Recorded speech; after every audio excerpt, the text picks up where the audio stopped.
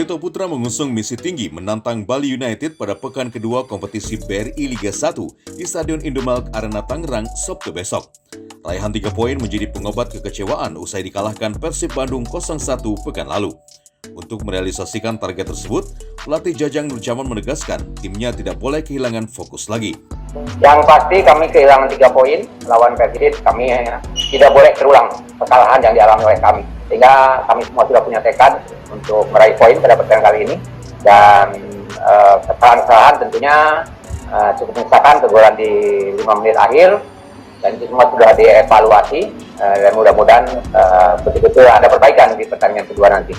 Laskar Antasari memiliki motivasi tambahan lantaran pernah mengalahkan lawan yang sama pada laga uji coba 2 bulan lalu.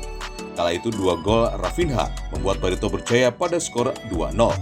Itu juga tidak menjadi ukuran, tapi paling tidak kalau untuk kepercayaan diri oke lah. Anak-anak cukup percaya diri menghadapi Bali United karena pernah ketemu. Tapi saya lihat waktu itu sekali lagi tidak jadi ukuran karena Bali United tidak menurunkan banyak pemain yang menjadi pilihan utama.